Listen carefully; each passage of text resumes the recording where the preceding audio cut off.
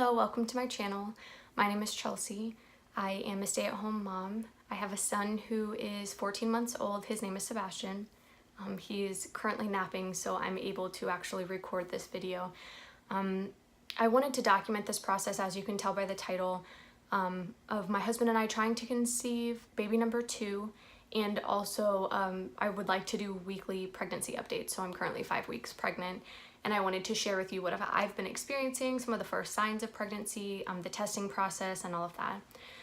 So to give you a little bit of backstory, to conceive my son, I had been on the pill for 10 years, and we decided we're ready to start a family. We knew it could take up to 6 months once I got off of the pill.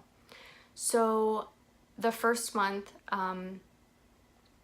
we didn't track. I didn't use really anything to know when I was ovulating. And I went to the doctor to have a procedure done, the female doctor, and I had an irregular pap come back, and they wanted to do, further observation of my cervix and to see if the cells were okay. And the doctor came in and she said, "We can't do this because there's a chance that you're pregnant. We're gonna send you for a blood test." So finding out that way wasn't necessarily the way that my husband and I imagined we would find out that we were pregnant, but nonetheless we were extremely excited. And as I'm sure as my channel progresses, you'll find out that my mom is my best friend, and so she was in touch with me and she wanted to know what was going on, how did the procedure go, and everything. And so she found out that same day, as did my husband, that we could potentially be having a baby and be pregnant. So it was very, very early to find out. I hadn't even missed my period yet, and I wasn't having any symptoms. I had no idea. So for this pregnancy, my son turned 1 in July, and we decided we wanted to have the babies about 2 years apart. So my husband and I started trying to conceive baby number 2. And this time I did use OPKs, which are ovulation prediction kits, and I used the Ovia app. I had heard that it was, pretty reliable. A lot of women will track their cycles if they don't necessarily have regular cycles or when they are trying to conceive. So the first cycle, I guess to rewind a little bit, December of 2017, I got my first period after having my son. And every month since then, my period had been regular. It had been the same amount of days. And so when you put all of that information into an app or some sort of outside, application or website, it tries to predict the window that your fertile period would be in.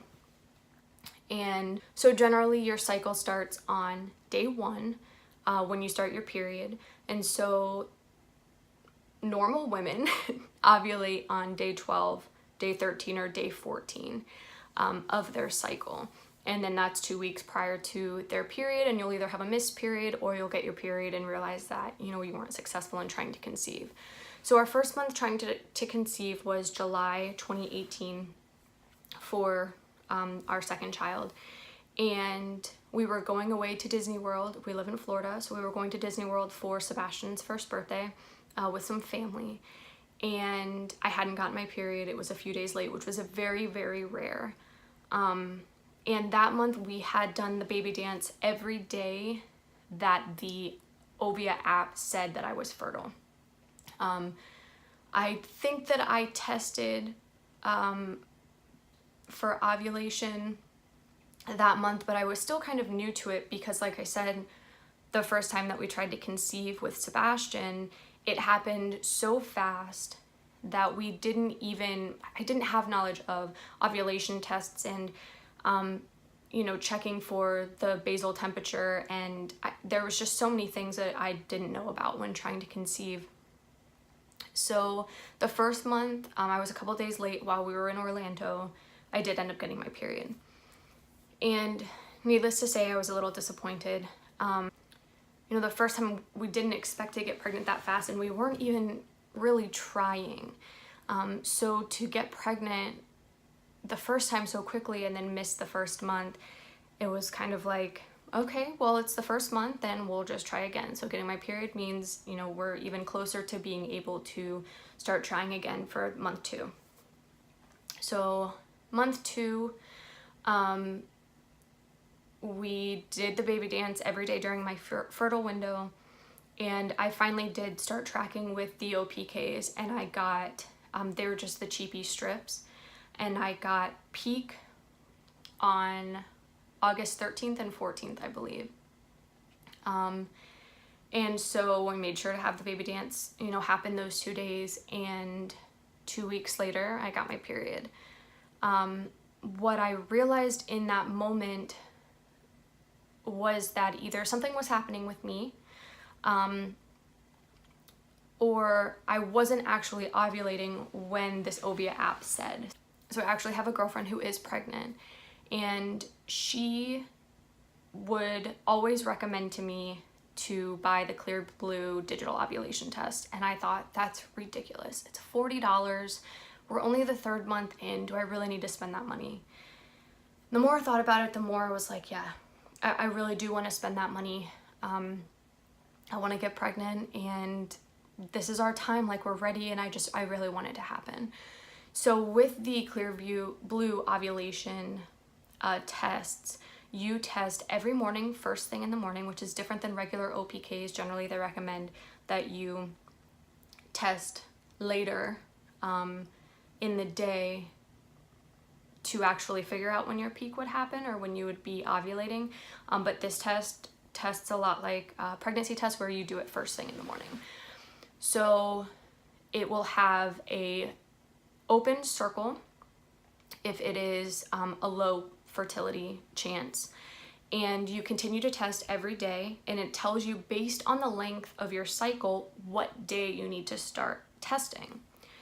So I started testing on day 9 of my cycle, and I went an entire week without hitting the next level, which is high chance of fertility, which shows you a blinking smiley face. So a week went by, and I finally got my blinking smiley face. And generally they say you would start testing at that point twice a day, and it would be about 24 to 48 hours that you would have the high fertility chance. So you could go ahead and do the baby dance that day in hopes, kind of prepping for the peak days. I had 4 high fertility days. So at this point, I had completely surpassed any sort of fertile window that any application had told me I should be fertile, based on past knowledge, based on tracking for months. It said, this is your set window, but my hormones were saying something different. And what's really cool about the Clear Blue digital ovulation test, not sponsored, it tests for estrogen and progesterone. So it's testing for both hormones that would spike during the time that you are getting ready to ovulate.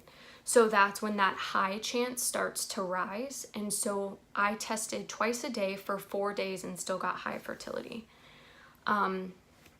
Sorry, one of my cats is there behind me. That's Marshall. I do have another one, his brother, but he's out in the living room. So I finally got my peak, and what happens then is it's a screen that shows the circle, but it's solid, and it's solid for a total of 48 hours. So up to this point, my husband and I had done the baby dance every other day during the fertile window that showed on the Ovia app, and also through the high fertility peak that Clear Blue showed. And then once peak hit, we did the baby dance that day, the day after, so the 24-48 hour window, and then the day after I would be completely out of peak. We made sure to do the baby dance then as well, just to kind of cover our bases, not exactly knowing when the egg would actually release. I then started testing, taking pregnancy tests, I believe at 6 DPO. So in all of this, I was thinking I should be ovulating during this time. That's what this app is saying. I don't understand why it's not happening. And I realized that they generally day 12 to day 14 of a cycle, a woman ovulates. Well, I realized that I actually ovulate around day 19 or 20 of a 29-day cycle. So in that time, I have 9 days for my body for the embryo to actually attach to the uterus and create life. And I was doing all sorts of research on Google. Is it possible? Like, can I have implantation happen so close to when the period is supposed to happen? Because all of the pregnancy tests, first response says 6 days before missed period. Well, for me, that was 3 days past ovulation. There's no way the hormones would be high enough to detect on a test. So I took a couple trips to Walmart and I got the cheapy tests. And I'm gonna go ahead and show those. Sorry, I wanted to go ahead and share the tests with you. I have them in a bag. I know that's probably a little creepy, but I did want to document this process. And I took a lot of tests. Some of them were, when they should have been, and some of them were a lot later. And I do have them marked from the day past ovulation, the date, and the time that I took the test. So I got the cheapy 88 cents test from Walmart, and this was a test that I took in August when we missed that cycle. So this one was completely negative. You can see a little bit of the evap line there, technically, but this was, a completely negative test. I'm not sure why I held on to that, but it ended up proving to help me decipher if I was actually pregnant. So this was 6 DPO, which was September 18th, and I took this at 11:30 a.m. and you can clearly see there's a line. Now, obviously this has dried up, and it is now October 2nd. But you could see there, I could see that it was, a positive. Only 6 DPO. So I did have cramping and backaches, which is normal for me with my postpartum period. So after I had Sebastian, I always had the backaches, the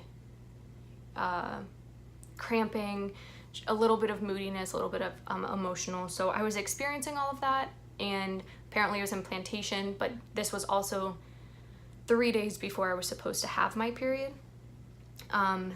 So I understand now why some women confuse being pregnant with their actual,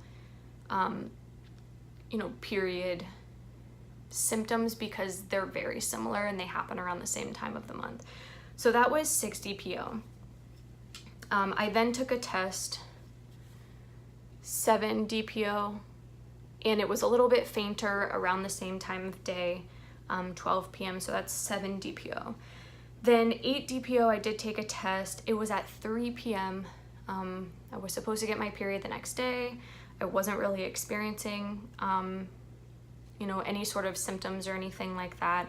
So this one was a little bit later, and you can see it's kind of more so of like the evap line, that you can see it wasn't that dark when it actually happened. So I was kind of feeling less and less like there was a chance that I could be pregnant this cycle. This was 9 DPO. So again, a really faint line, wasn't getting much darker, and it could be conceived as an evap line at this point, or when I actually did look at it. So the first real site since 6 DPO that, the possibility of being pregnant kind of grew, was 10 DPO, which was the 22nd of September. So I actually woke up at 5 a.m. They say to use the first urine of the day, and I was up at 5, kind of anticipating taking this test, so I snuck out of the room and went and took it in the other bathroom. But it was a very, very faint line in that one as well. So again, there wasn't that big of a change from 9 DPO to 10 DPO. So I didn't really think that we were pregnant. So being a little crazy and test obsessive, I took one again 3 hours later, and it was significantly darker. So I guess I'll put these together. You have 5 a.m., and then this was 8 a.m. So at that point, I thought it was, you know, a good time to go ahead and tell my husband that we were pregnant. So I will insert the footage here. It's not the greatest, but it is, you know, you can hear more so my emotion. What are you doing? You see the shirt that I gave you to put on him? Hi, baby. Are you serious? I don't really want him to wear that. I just wanted you to see it. Are you gonna be a big brother? So then the next day, I decided to test again. So this was 11 DPO, and this is where I believe I started to get, you know, the actual positive test with my son. And that's when, you know, the doctor was actually the one that discovered that I could be pregnant through a urine sample at the doctor's office. So I took the test first thing again, 8 a.m. and that's 11 DPO. And it wasn't too much darker than 8 p.m. or at the time it didn't seem like it was. And I know that generally within 48 hours, your HCG levels should double. So this was all I took. So that was 11 DPO. And we told family, very close family. And I was, you know, very excited, and I kind of wasn't having any symptoms. So for me, you know, I said at the beginning of this video, I wanted to talk about the symptoms that I was having. And to be honest, I really have not had any symptoms.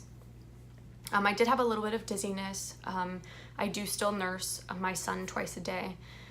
So I didn't know if part of my dizziness was because I wasn't drinking enough water, or if, you know, we were pregnant and I now have a child forming inside of me, and I'm also providing nutrients to my child here currently, and not eating enough or not drinking enough water. So I did have some dizziness. I would wake up to use the restroom in the middle of the night and would feel extremely lightheaded, to the point of almost falling over because I couldn't catch my balance. So we had told everyone, and I was really excited, but there was still somewhat of a doubt in my mind. I wasn't experiencing anything different outside of the dizziness. And lay down with me, please. He's a lover.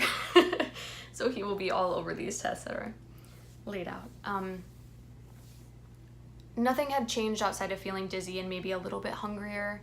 I had started taking my prenatals. I am taking something called citrinatal bloom that was prescribed to me by my OBGYN.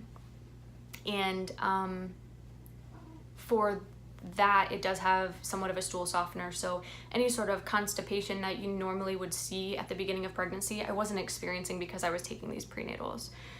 So the dizziness was really it.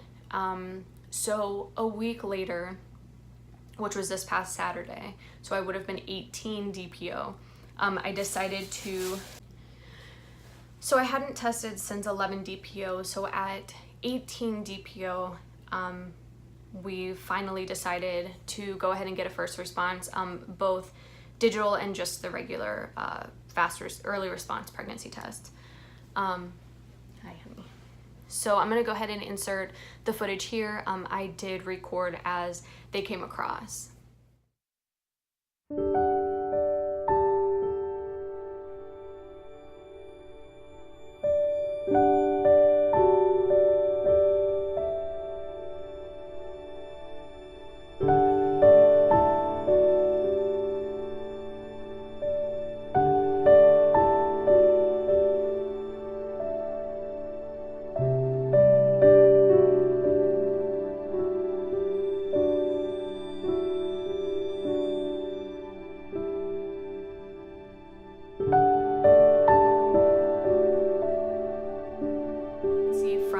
That footage, the line, and I actually have the test here.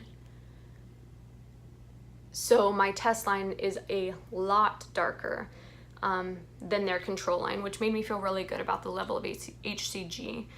And then, as you also saw, the digital said yes. So, needless to say, you know, we're incredibly excited. At this point at 5 weeks, I'm not experiencing any sort of pain. I will preface this with this journey, I guess. I am 20 pounds heavier than I was with my son when we conceived. I would start working out postpartum, and I was fearful of losing my milk supply because I did want to breastfeed my child. And I would lose motivation. My son hasn't been incredibly consistent with sleeping, and so I'd wake up tired and always found that kind of as an excuse not to work out, not to be active as much. And as time progressed and my son got onto more of a strict schedule when it came to his sleeping and his naps during the day, I wouldn't want to venture out of the house or do anything too far from the house, or any sort of anything that could kind of mess up that schedule that we have. So we've gotten really comfortable with being home.